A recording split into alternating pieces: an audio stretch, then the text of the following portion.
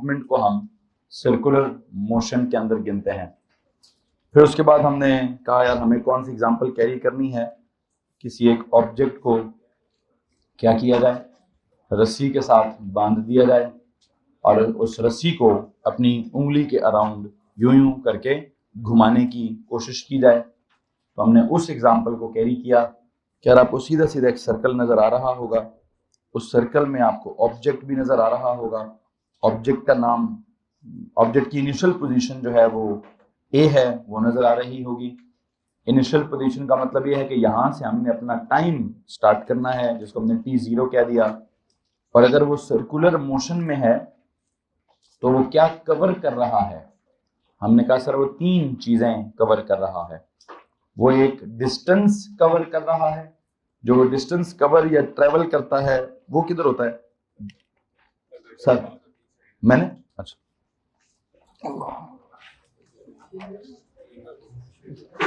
जी जी वालेकुम सलाम। कहाँ जा रही है, जा किधर रही है? अच्छा अच्छा अच्छा अच्छा, अब बस से बात कर लें सर, कॉल मिला लेकिन फोन पे बात करा दो, फोन पर। कितने बजे फ्लाइट है उसकी? अच्छा चलो देख लो, बात करें सर, जितना भी लेट हो सकता है वो करा दीजिएगा, इधर का सारे कुछ बंद करवा दीजिएगा प्लीज, ठीक है।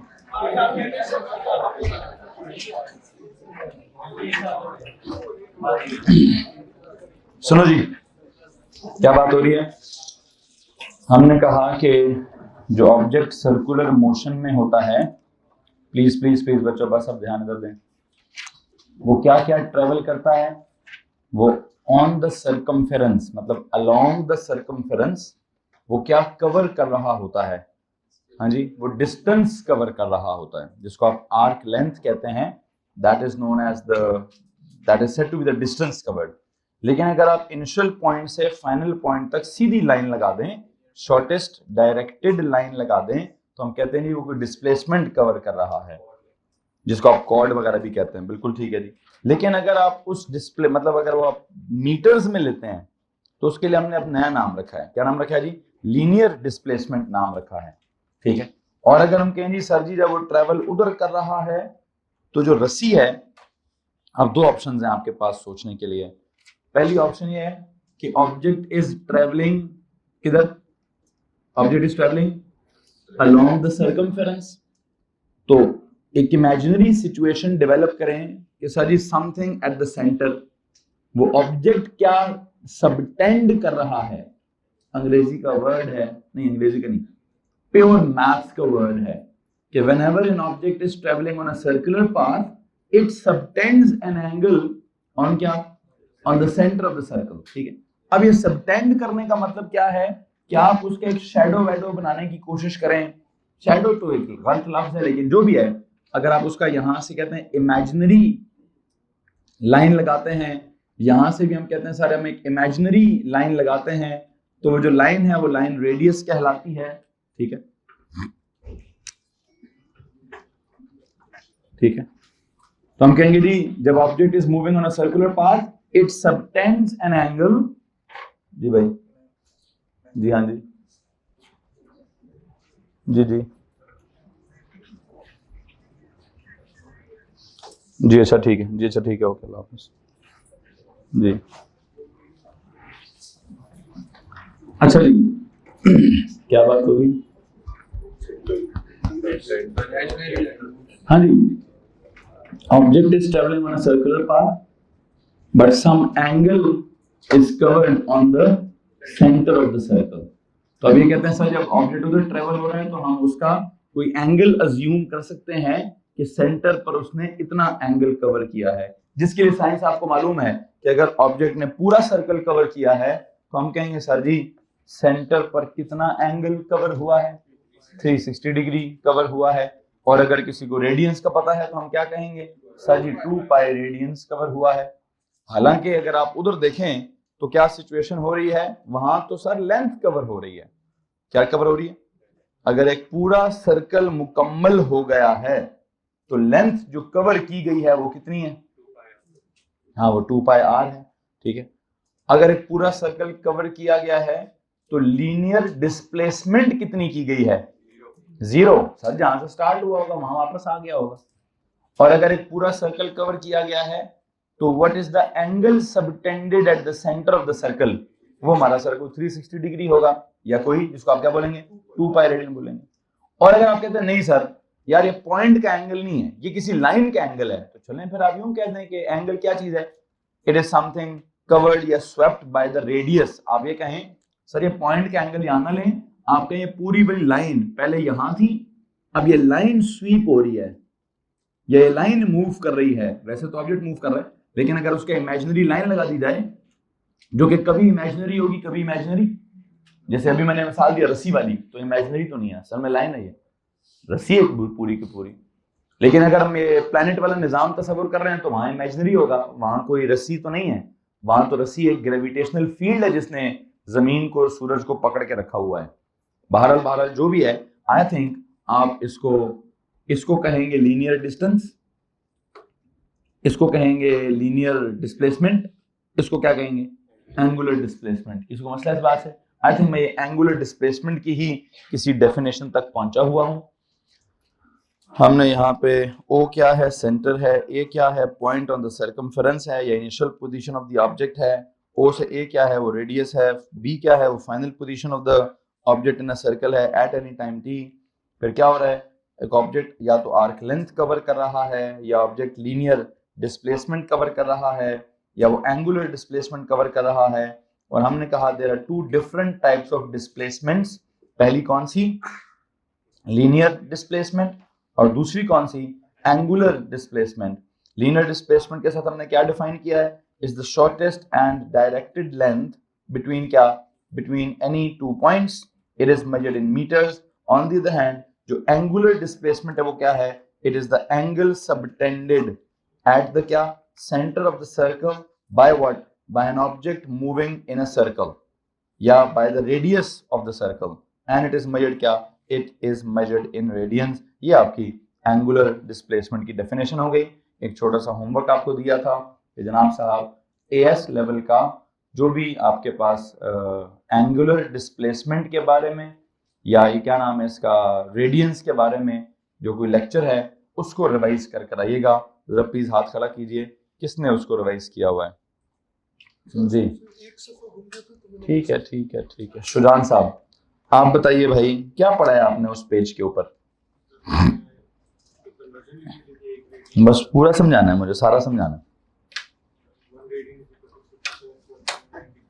1 radian is equal to 57.29 degrees. चलो जी, मतलब ये कहां से निकली है बात, ये बात कहां से निकलती है? हाँ जी, अब वो कैसे पता चला 1 radian is equal to 57.29 degrees? Anyone else please? जी आप? ये पता है कि 2 pi radian is equal to 360 degrees. हम 1 रेडियन को कैलकुलेट करने के लिए यूनिट मेथड यूज करते थे और उससे हमारे पास 8 डिग्री की वैल्यू आई। चलें ठीक हो गया जी। वो कहते हैं सर जी बुनियादी तौर पर हमें क्या करना चाहिए? बुनियादी तौर पर हमें ये जो आपने रेडियन शेडियन पढ़ाया है इनके कुछ स्टैंडर्ड्स बनाने चाहिए।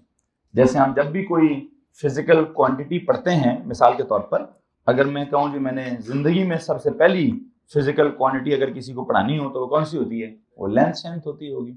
अब अगर किसी को मैंने लेंथ पढ़ाना है तो हम लेंथ पढ़ाते ही, लेंथ का सिंबल एल पढ़ाते ही लेंथ की एसआई यूनिट बताते हैं। क्या होती है जी एसआई यूनिट? सर जी वो मीटर होती है। अब मीटर सुनते ही समझते ही दिमाग में क्या आ जाना चाहिए? दिमाग में एक मीटर रूल आ जाना चाहिए। क्या जाना चाहिए भाई? जैसे ही आपने मीटर को सुना है उसके लिए आपके दिमाग में क्या मीनिंग आनी चाहिए कि sir ji there is something, एक मीटर रूल है। फातिमा जाएं जरा अटेंडेंस लगवाएं घर, उनको बोले सर उनको जरा फोन कराएंगे कौन सा टाइम आने का। क्या बात हो रही जी? देयर इज दिस मीटर, वो एक मीटर रूल है। मीटर रूल की क्या सिचुएशन है? तो हम सोचते हैं सर मीटर रूल की क्या सिचुएशन है? सर है जी, उस पर क्या चल रहा है? उसके अंदर क्या सिचुएशन है? 100 सेंटीमीटर्स हैं। क्या है उसके अंदर? 100 सेंटीमीटर्स हैं। या अगर आपने मिलीमीटर्स गिनने हैं, सर जी उसके अंदर ना 100 क्या है? 100 बताइए जी क्या है? सर 100 उसके अंदर सेंटीमीटर्स है। 1000 क्या है? 1000 मिलीमीटर्स है। और अगर आपने कोई और स्टैंडर्ड देखना है, जैसे लैब में भी आपके पास जो मीटर रूल होता है उसकी एक तरफ मीटर्स या सेंटीमीटर्स चल रहे होते हैं और दूसरी तरफ क्या चल रहा होता है, दूसरी तरफ कोई इंचेस चल रहे होते हैं। तो बताइए उसमें इंचेस कितने होंगे? सर जी पता नहीं होते हैं, कोई 39 इंचेस या कोई 40 इंचेस तक होते हैं। उसमें कितने होते हैं? 40 इंचेस होते हैं। लो जी सर जी, उस 100 सेंटीमीटर के या 1 मीटर के रूल पर 40 क्या होते हैं? लेकिन हमने इंचेस को कभी इतनी अहमियत दी ही नहीं। हमने कहा जी मीटर ही ठीक है, या मीटर के बाद हमने कहा जी सर उसके प्रीफिक्सेस होने चाहिए। वो सेंटीमीटर हमने पढ़ना स्टार्ट कर दिया, मिलीमीटर हमने पढ़ना स्टार्ट कर दिया, ये बड़े वाले किलोमीटर हमने पढ़ना स्टार्ट कर दिए। हमने मीटर के लिए जो मीटर रूल का दूसरी साइड थी, दूसरी साइड का जो स्केल था, उस स्केल को कभी इंपॉर्टेंस ही नहीं दी। ठीक है, बहरहाल बिल्कुल वैसे ही यहां पे अनफॉर्चुनेटली क्या हो रहा है कि हमने बचपन से जब से एंगल पढ़ा है, लाइक 6ठी क्लास की जुमात से, तब से हमने एंगल की गलत यूनिट पढ़ ली है। कौन सी वाली? डिग्री हमने पढ़ लिया है, जो उसकी असल में एसआई यूनिट है, जो सिस्टम इंटरनेशनल ने प्रिस्क्राइब की है। हमने उसको ऑर्डिनरी लेवल में डिस्कस ही कभी नहीं किया, इसलिए हमें थोड़ी सी दिक्कत होगी। अभी क्या दिक्कत होगी कि सर जी बचपन से डिग्री कर रहे हैं, अब आप आके कहते हैं जी नहीं रेडियन करना है। तो वो एक ट्रांजिशन का एक पीरियड है, जिस जुबान को बंदे ने बचपन से सीखा हो, दूसरी जुबान बोलते हुए थोड़ी सी दिक्कत होने लगती है बंदे को। लेकिन कोई मसला नहीं है, आपको पता होना चाहिए। असल में तो बुनियादी तौर पर अभी जो आप ये इवन A2 लेवल पर भी आकर जो भी साइंस पढ़ते हैं, यकीन जानिए आप इसको पढ़कर साइंसदान नहीं बनते, आप इसको पढ़कर सिर्फ साइंटिफिक वोकैबुलरी डेवलप करते हैं। आप इसको पढ़कर सिर्फ और सिर्फ क्या कर रहे हैं, अभी साइंसदानों की जुबान या अल्फाज सीख रहे हैं, क्या ये बेसिक टर्मिनोलॉजीज क्या हैं। हाँ, साइंसदान बनता है जाके जब यूनिवर्सिटी जाता है या कुछ चीजें डेवलप होती हैं। बहरहाल तो हमें जुबान ही सीखनी है। जुबान मुख्तलिफ जुबानें जी, साइंसदानों की भी जुबानें मुख्तलिफ हैं, कोई क्या कर रहा है कोई क्या कर रहा है, तो सारी जुबानें सीखनी है। तो उन सारी जुबानों में से इस एंगुलर डिस्प्लेसमेंट के लिए क्या किया जाता है, उसने आपने उसके लिए डेफिनेशन लिख दी है। और यहाँ पे क्या लिखा है? It is measured in what? In radiance. It is measured in radiance को अंडरलाइन करें। वहां लिखे इट मींस कि इसका जो एसआई यूनिट है वो क्या है? वो रेडियन है। और जो अदर यूनिट्स हैं, नॉन एसआई यूनिट जो है वो क्या है? वो इसकी डिग्री है। तो यू नो व्हाट, मैं यहाँ पे आज के लेक्चर में इस एंगल के लिए क्या समझाना, एंगल नहीं लफ्ज क्या है? एंगुलर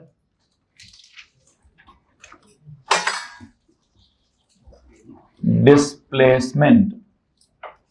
अगर ओ लेवल होता तो सिर्फ एंगल कहते हैं, लेकिन अब ए लेवल में आकर सिचुएशन ऐसी है कि कोई मूवमेंट हो रही है। क्या सिचुएशन है जी? क्या हो रहा है? मूवमेंट हो रही है ना, मैकेनिक्स चल रही है ना, सर्कुलर मोशन चल रहा है ना।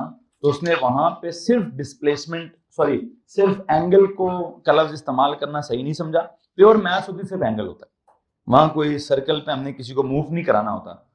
वहां हम जैसे कहते हैं सर्कल है जी, यहां से यहां तक इतना एंगल है, ठीक है। लेकिन अब हम कहते हैं सर्कल पर कोई मूव कर रहा है, तो यहां से यहां तक इतना एंगल डिस्प्लेस हुआ है। जरा प्लीज लफ्जों की तब्दीली पे थोड़ी सी तब्दीली गौर कीजिएगा कि अगर हम ओ लेवल में कभी एंगल प्रॉपर्टीज पढ़ते थे तो वहां पे हमने कभी ये लफ्ज इस्तेमाल किया एंगुलर डिस्प्लेसमेंट। क्यों नहीं किया?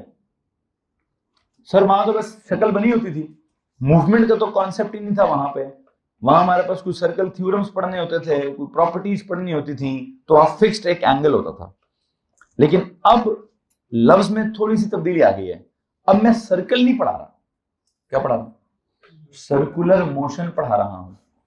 तो मैं सिर्फ एंगल नहीं पढ़ाऊंगा, अब मैं एंगुलर, क्योंकि जब कोई चीज सर्कल पर मूव करेगी तो उसका angle eight the centre displace होगा, तो इसलिए लफ्ज ही चेंज हो गया। हालांकि मीनिंग एग्जैक्टली द सेम है। एंगल और एंगुलर डिस्प्लेसमेंट में कोई फर्क, जस्ट लफ्ज का फर्क यह है कि सर जी जब एंगल फिक्स नजर आ रहा है, कोई मूवमेंट का कॉन्सेप्ट नहीं है, ओ लेवल चल रही है तो एंगल है वो। लेकिन ए लेवल में जब हम आ गए हैं, सर्कल पर मूवमेंट हो रही है, सर्कुलर मोशन हो रही है, object on the circumference move कर रहा है, कोई डिस्टेंस या लीनियर डिस्प्लेसमेंट कवर कर रहा है, तो हम कहते हैं एंगल कवर नहीं, हम क्या कहते हैं? एट द सेंटर कोई एंगुलर डिस्प्लेसमेंट हो रही है। ठीक है जी। एंगल भी मूव कर रहा है, वो रेडियस स्वीप हो रहा है तो एंगुलर डिस्प्लेसमेंट हो रही है, तो लफ्ज इसलिए चेंज हो गया है, अदरवाइज कोई खास लंबी चौड़ी साइंस नहीं है।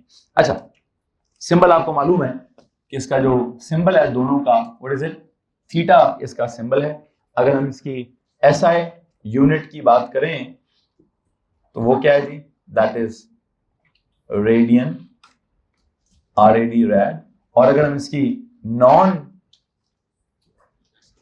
एसआई यूनिट की बात करें तो वो हमने जो बचपन से सुनी हुई है वो कौन सी है, वो है डिग्री है, या कहीं ऊपर छोटा सा यूं गोला सा डाल देते, ठीक है। अब हमें डिग्री का मीनिंग पहले से पता है, डिग्री के साथ हमने बहुत सारी एंगल प्रॉपर्टीज पढ़ी हुई हैं। वो क्या क्या एंगल प्रॉपर्टीज पढ़ी हैं, हमने स्ट्रेट लाइन पढ़ा है, हमने सर्कल के ऊपर कितना एंगल है पढ़ा है, हमने एक क्वाड्रेंट के अंदर कितना एंगल है वो पढ़ा हुआ है, हमने राइट एंगल ट्रायंगल का कितना एंगल है वो पढ़ा हुआ है, हमने इक्विलेटरल ट्रायंगल के क्या एंगल्स होते हैं वो पढ़े हुए हैं, हमने ट्रायंगल के अंदर सारे एंगल्स का सम क्या होता है वो पढ़ा हुआ है, हमने क्वाड्रिलैटरल्स के अंदर सारे एंगल्स का सम क्या होता है वो पढ़ा हुआ है, हमने दो लाइनें इंटरसेक्ट कर रही हो तो वर्टिकली ऑपोजिट एंगल्स क्या होते हैं वो पढ़े हुए हैं, हमें वो अल्टरनेट एंगल्स की सारी कहानी पता है। तो हमने बहुत सारी कहानी पढ़ी हुई है। क्या पढ़ा भाई, हमने बहुत सारी कहानी जो है वो उस हिसाब से डेवलप की है। 12 अभी जो मैं आपसे बात करना चाहता हूं वो क्या है मैं वो ओ लेवल की सारी चीजें नहीं रिवाइज कराना चाहता। सर्कल है तो सर्कल में एक सबसे इंपॉर्टेंट प्रॉपर्टी आपने पढ़ी होगी, सर्कल प्रॉपर्टीज में, एंगल प्रॉपर्टीज ऑफ सर्कल में सबसे पहली प्रॉपर्टी क्या होती है, टोटल सर्कल में क्या होता है भाई, 360 डिग्री होता है, ठीक है। तो उस 360 डिग्री को आप यहाँ क्या कहेंगे भाई, यहाँ पर हम उसको 2 पाई रेडियन कहते हैं। अब ये 2 पाई रेडियन कहाँ से आएगा, हम इसको आगे जाके डेवलप करेंगे कि कहाँ से आया है। फिल वक्त तो मैं फिक्स्ड वैल्यू ही लिखवाने की कोशिश करूंगा, ठीक है जी। तो काम करें ये बात होगी, ये बात होगी, यहाँ कहीं साइड पे मैं बल्कि इधर ही एंगल प्रॉपर्टीज ऑफ सर्कल अगर याद कराऊं, angle properties of a circle, तो उसमें सबसे पहली प्रॉपर्टी क्या होती थी, angle in a circle.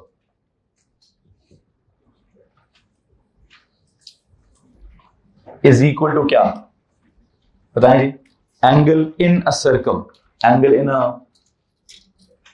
Complete circle, what is it, 360 degree. और हमारा एक बड़ा कॉमन सा कॉन्सेप्ट है 360, हम अपनी नॉर्मल जिंदगी में भी किसी ने मैथ्स ना भी पढ़ी हो तो उसको भी पता होता है कि 360 डिग्री क्या है, ठीक है जी। सर ये 360 डिग्री आम इंसान भी करता है, सर ये 360 डिग्री कवर किया है, ठीक है जी, मतलब हर बात ही कवर कर लिया, पूरा घूम गया हूं मैं, ठीक है। बहरहाल 360 degree is equal to what, क्या जनाब, 2 पाई व्हाट, 2 पाई रेडियंस। अब जो सबसे पहला दिमाग में कॉन्सेप्ट आता है वो आता है यार ये क्या है यार, ये 2 पाई, पाई तो हमने बचपन में कहीं और पढ़ा था, किधर पढ़ा था, व्हाट वाज दैट पाई, 3.14 पता नहीं कुछ 15 क्या भाई कुछ था, वो भाई सुनाते होते हैं मुझे अक्सर उसकी कहानी, 3.14 व्हाटएवर। अब सर ये पाई तो उधर था कहीं ना कहीं, ठीक है, अब ये उधर किधर था, चलो जी अगला सवाल, ये पाई उधर किधर होता है। ओ लेवल में सबसे पहले पाई पढ़ाते हैं नंबर्स में, इसके एक नंबर्स की फीलिंग देते होते हैं 3.14 के आसपास, फिर पाई सीधा सीधा पढ़ाते हैं ज्योमेट्री में, या सीधा सीधा पढ़ाते हैं सर्कल के एरिया या पेरीमीटर या स्फीयर के वॉल्यूम या उन फार्मूलों में जाकर आता है। और अगर सबसे पहले कहीं आता भी है तो सर्कल के साथ ही आता है पाई कि जनाब उसका जो सरकमफेरेंस है उसका फॉर्मूला क्या है, 2 पाई r है, या जो उसका एरिया है उसका फॉर्मूला क्या है, वो पाई r स्क्वायर है। तो पाई की वैल्यू या पाई की फीलिंग सबसे पहले सर्कल से ही स्टार्ट होती है, ठीक है जी।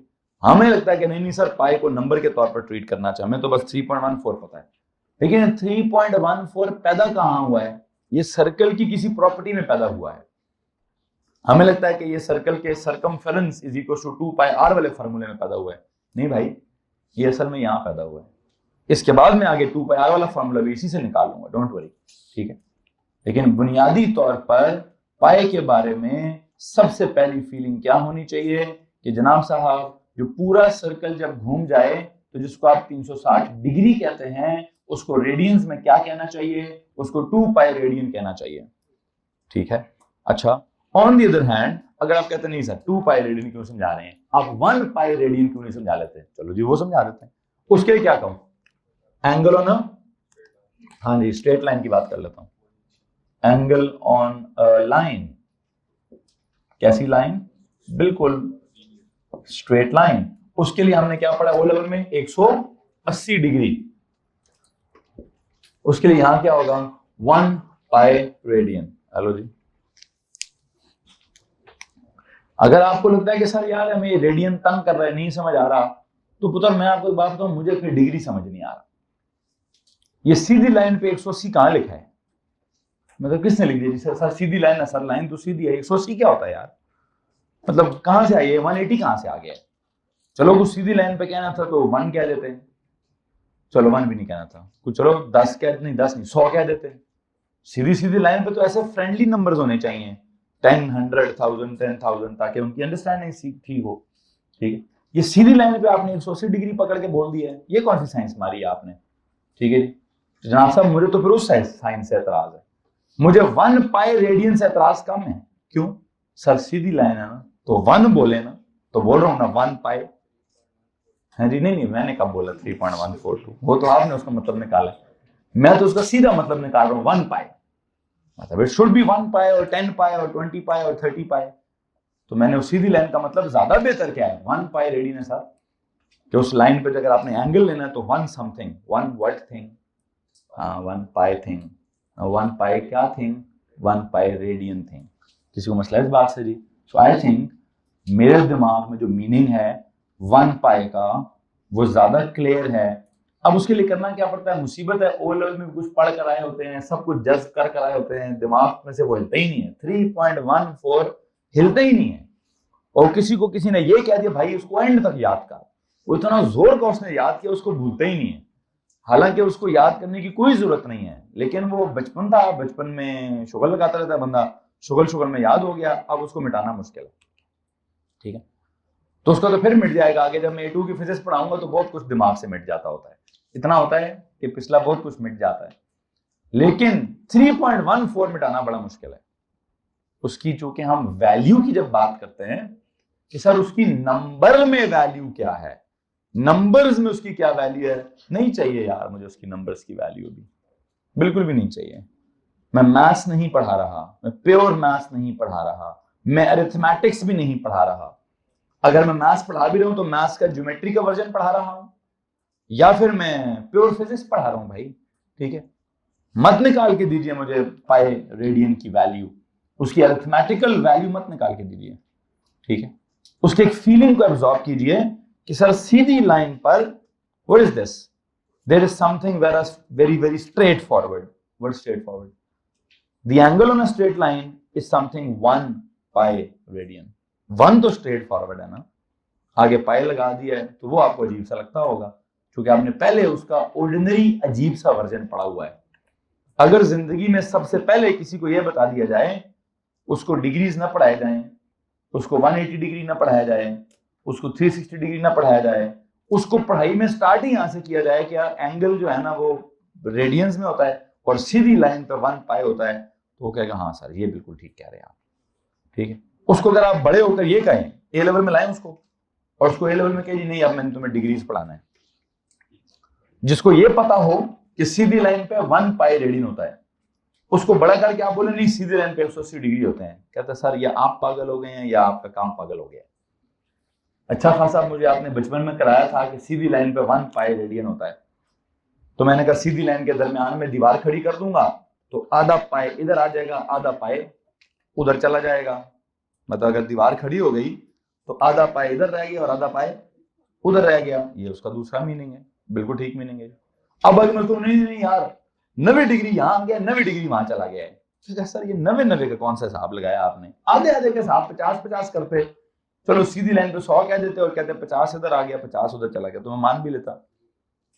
या आपने सीधी लाइन पे 180 करके, मतलब ये नहीं समझ आ रहा यार, बात समझ आ रही कि मसला किधर है। मसला पहले और बाद में है। किसमें जी? मसला पहले और बाद में है। हमें बचपन आ गई है, बचपन का एक पड़ा हुआ फार्मूला है दिमाग में कि सारी सीधी लाइन पे 180 डिग्री होते हैं।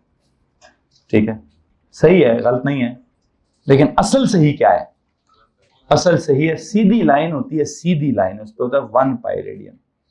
ठीक है जी, तो अगर उस सीधी लाइन के दरमियान में दीवार खड़ी कर दूंगा तो आधा पाई रेडियन इधर हो जाएगा और आधा पाई उधर हो जाएगा। ये ज्यादा बेहतर कॉन्सेप्ट है। ठीक है, तो बहरहाल अगर मैं यहाँ पे कहूँ, यहाँ सर्कल की बात होगी, फिर स्ट्रेट लाइन की बात होगी, इसके बाद क्या होनी चाहिए? Angle in a quadrant. ये क्वाड्रेंट क्या होता है? वो जो वाई एक्सिस और एक्स एक्सिस की लाइन रखती है ना, कितने क्वाड्रेंट्स बनते हैं? 4। तो किसी एक आधे क्वाड्रेंट में एक हॉरिजॉन्टल लाइन होगी, दूसरी वर्टिकल लाइन होगी, तो क्वाड्रेंट का एंगल कितना हुआ? ओ लेवल वाला बच्चा कहता है सर जी 90 डिग्री हुआ। हम यहाँ क्या कहेंगे? सर जी हाफ हो गया। क्या हाफ हो गया? हाफ पाई रेडियन हो गया। हाफ पाई रेडियन हो गया जी। यहां तक अगर किसी को मसला है तो प्लीज हाथ खड़ा करेंगे। और करते करते यहां से अगर हम आगे चलें तो हम कहेंगे सर जी या तो 1 डिग्री का मतलब बता दें रेडियन में क्या होता है, या 1 रेडियन का मतलब बता दें डिग्रियों में क्या होता है। तो उसके लिए अगर आप कोई क्रॉस मल्टीप्लाई करें, वैसे कि मैं थोड़ा सा यहां से आगे चलूं, क्वाड्रेंट के बजाय वो कौन सा ट्रायंगल होता है यार? ये equilateral angle in an equilateral triangle. वो क्या होता है जी? That is 60 degree. और अगर आप उसकी एक्चुअल मैथ्स में जाएं तो आप कहेंगे सर जी ट्रायंगल का टोटल एंगल है पाई रेडियन। तो 3 है ना, एक एंगल दूसरा एंगल, तो कितने हो जाएंगे? पाई बाय 3 हो जाएंगे। सर उस टोटल ट्रायंगल के एंगल को क्या करें? उसको 3 से डिवाइड कर दें। हाँ, ओ लेवल वाला 180 डिवाइड बाय 3 है, लेकिन ए लेवल वाला सर वो टोटल पाई है, पाई के 3 हिस्से कर दें, तो पाई बाय 3 रेडियन हमने कर दिया। ठीक है, ये एंगल एक और काम भी है, ये जो एंगल ऑन स्ट्रेट लाइन है ये भी 180 है, और एंगल इन अ ट्रायंगल वो भी क्या है? एंगल इन अ ट्रायंगल वो भी कितना जी? वो भी 180 है। ठीक है, तो अगर आप इसको आधा करेंगे तो क्वाड्रेंट बनेगा, उसको अगर आप 1/3 करेंगे तो इक्विलेटरल ट्रायंगल का वन ऑफ द एंगल बनेगा। यहां तक किसी को मसला है जी? ओके, फिर करते करते अगर आप यहां से मजीद आगे जाते हैं, किधर भाई? आई थिंक यहां से अगर मैं 1 रेडियन, मतलब अगर आप कहें सर जी पाई भी बीच में से रिमूव करें, पाई को भी बीच में से अगर आप रिमूव करना चाहते हैं, पाई हो गया, पाई बाय 2 हो गया, पाई बाय 3 हो गया, वैसे पाई बाय 4 क्या होगा? 45 डिग्री होगा। ठीक है जी, उसको भी लिख दें जरा, उसका नाम क्या होगा? 45 डिग्री का कोई नाम होता है? कुछ स्पेशल नाम है उसका? नहीं, मेरा नहीं ख्याल 45 डिग्री को हम कोई स्पेशल नाम देते हैं, तो बस ठीक है, मुझे फिर और नहीं लिखवाना, मुझे यहां से आगे सीधा से लिखना है व्हाट इज 1 रेडियन। लिखिए जी, what is 1 radian?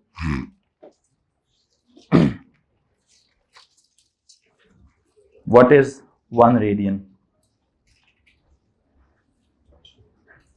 What is 1 radian? जी, ये बड़ा इंपॉर्टेंट सवाल है हमारे लिए कि what is 1 radian, because you know जब भी हम कोई डिराइव्ड क्वांटिटीज पढ़ते थे, you remember derived quantities like work पढ़ते थे, उसकी हमने ऐसा यूनिट पढ़ी होगी जूल्स, तो हमारे पास ये बड़ा इंपॉर्टेंट सवाल होता था, क्या? What is 1 joule? याद आ रहा है कि नहीं आ रहा? तो हम कहते हैं 1 joule is defined as the amount of work done when a force of क्या? 1 newton is applied on an object and travels a distance of क्या? 1 metre in the direction of force. याद आ रहा है कि नहीं आ रहा?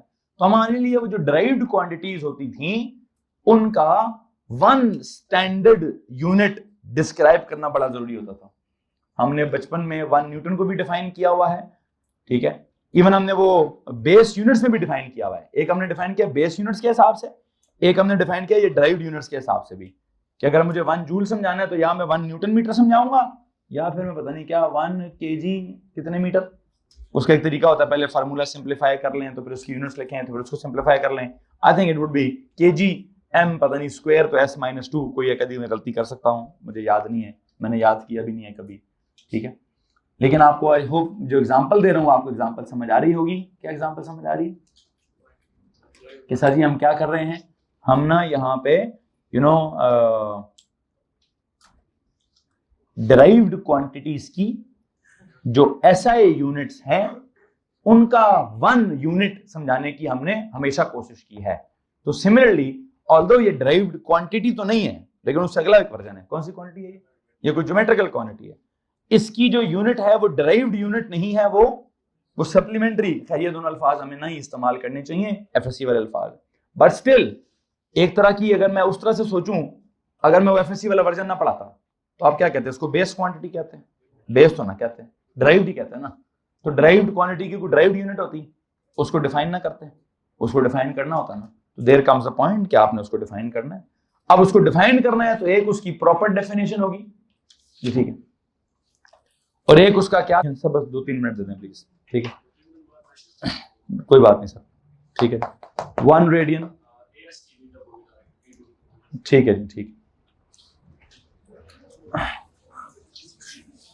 कोई बात नहीं, कोई बात नहीं, मुस्कुराना चाहिए ऐसी हरकतों पर, ठीक। 1 रेडियन इज इक्वल टू क्या, 1 रेडियन इज इक्वल टू क्या जी, x डिग्री, क्या जनाब जी, x डिग्री। अब इसके लिए क्या करें जनाब, इसको उधर लेके जाएं, इसको उधर लेके जाएं, बताएं यार ये x डिग्री का क्या सीन आता है, प्लीज बताइए क्या आएगा ये, 60/π/3, 60/π/3। आप इसके साथ यूनिटरी लगाते हैं, इसके साथ यूनिटरी लगाते हैं, इसके साथ यूनिटरी लगाते हैं, किसी के साथ यूनिटरी लगाएंगे, एक ही आंसर आपके पास आएगा। प्लीज बताइए क्या आंसर आता है, 57 पॉइंट, एक्चुअल में क्या है 28 के बाद क्या है, तो एक कौन सी कैलकुलेटर इस्तेमाल हो रहे हैं, एक का 28 आ रहा है, एक का 29 आ रहा है। 60 डिवाइडेड बाय किधर है जी, π/3, 57.296, 57.296। इसको अगर आप इस 6 को खत्म करेंगे तो यहां क्या हो जाएगा, ये 10 हो जाएगा। जब ये 10 होगा तो 10 का यहाँ 0 आएगा, वहां क्या चला जाएगा, वहां 3 चला जाएगा। आई थिंक इसको मुझे 57.3 या 30 या बस 3 ठीक है, 57.3 डिग्री, ये लो 57.3 डिग्री। इसका मतलब ये हुआ कि अभी अभी आपने जो इक्विलेटरल ट्रायंगल का एंगल निकाला था, कितना निकाला है, 60 डिग्री। 60 डिग्री से थोड़ा सा कम क्या होता है, 57.3 डिग्री। उस एंगल को आप क्या कहेंगे, उस एंगल को आप 1 रेडियन कहेंगे। खैर बहरहाल इस एंगल को मैं स्केच करना चाहता हूं, can you please sketch this angle. है जी, देखें ये होगी सीधी लाइन, कितना हो गया ये 180 हो गया, ये मतलब सीधी लाइन में ये आ जाएगा, क्या हो जाएगा ये 90 डिग्री आ गया। अब अगर आप 60 डिग्री की बात करना चाहते हैं तो आई थिंक आप जरा इक्विलेटरल ट्रायंगल को इमेजिन करें कि सर जी उसका अगर ये बिल्कुल यूं है तो क्या ये 90 है, थोड़ा सा यूं करें, आई थिंक ये 60 है, उसको थोड़ा सा यूं कर दें, ये क्या जी ऑलमोस्ट दिस मच इज कितना, ऑलमोस्ट दिस मच इज 57.3। अगर तो किसी के पास कोई प्रोटेक्टर टाइप चीज है तो एग्जैक्ट ड्राइंग बना दीजिए, और अगर डी नहीं है, प्रोटेक्टर नहीं है, तो अंदाजे से बनाएं। अंदाजे से क्या होता है सर जी, 1 रेडियन जो है ना, बस ये 90 हो गया, आई थिंक ये 60 है कहीं ना कहीं, एलो जी आई थिंक ऑलमोस्ट ठीक है। दिस इज कितना जी, दिस इज 1 रेडियन, जिसको मैं क्या कह रहा हूं 57.3 डिग्री। अब आप एक बात पे गौर करेंगे, एक मुसीबत हो गई है, ये जो मैंने स्केच किया है, इस स्केच को मैं और इंप्रूव कर सकता हूं। कैसे, एक बात आपने सुनी है, बहुत गौरतलब है।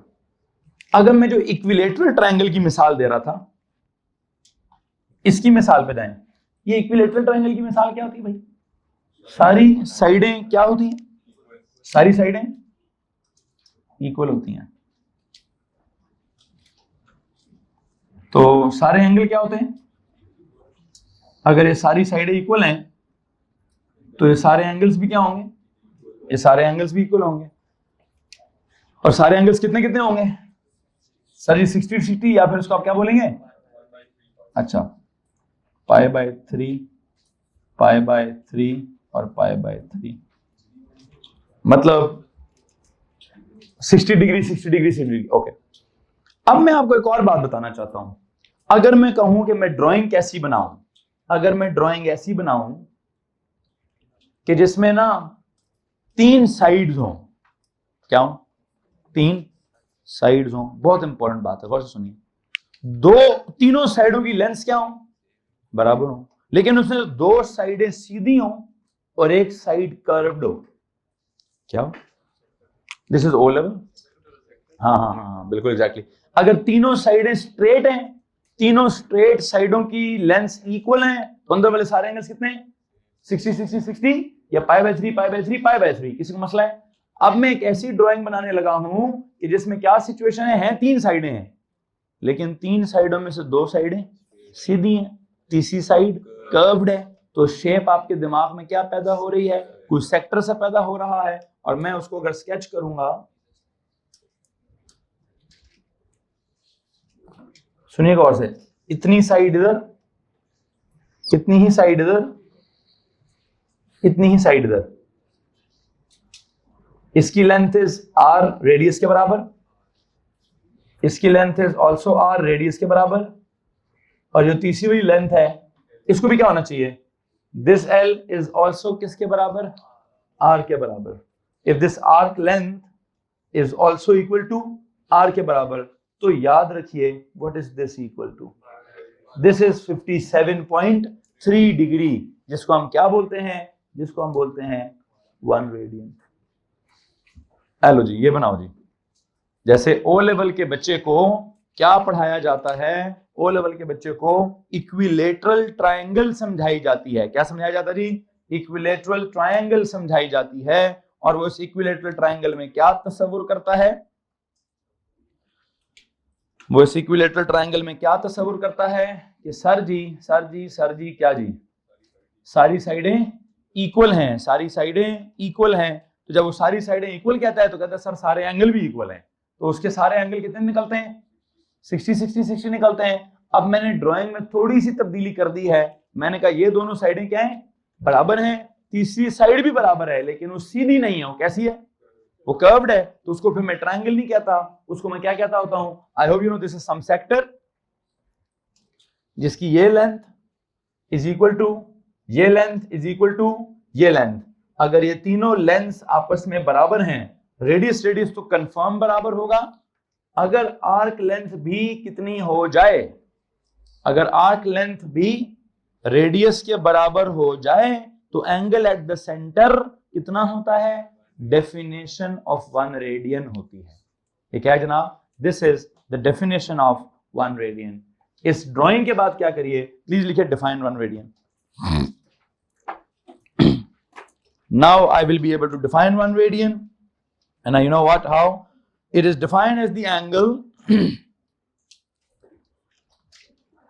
it is defined as the angle किधर बना हुआ ये, subtended at the center of क्या, of the circle, defined as the angle subtended at the center of a circle, या sector जो भी है, circle लिखें या sector लिखें, सबटेंडेड एट द सेंटर या क्या, सेक्टर, मतलब eight the centre of the circle, या सर्कल के साथ सेक्टर लिखना है, सेंटर तो सेंटर ही होगा, सेंटर ऑफ द सर्कल होगा या सेंटर ऑफ द सेक्टर होगा। Defined the angle subtended at the centre of the circle और sector by what, by an arc of length कितनी, equal to the radius of the circle, by an arc of length equal to the, by an arc of length equal to the what, equal to the radius of the circle, equal to the radius of the circle। तो you know what, अगर आपकी arc length किसके बराबर हो जाए, अगर आपकी arc length जो है वो भाईजान किसके बराबर हो जाए, वो जो है तो क्या बोलते हैं, रेडियस के बराबर हो जाए, मतलब ये तीनों आपस में बराबर हो जाएं, तो जो एंगल एट द सेंटर होगा, उस एंगल एट द सेंटर को हम क्या बोलेंगे, 1 रेडियन बोलेंगे। किसी को मसला है तो प्लीज हाथ खड़ा कर दीजिए, यहां जाके आपके फिजिक्स का लेक्चर खत्म होता है।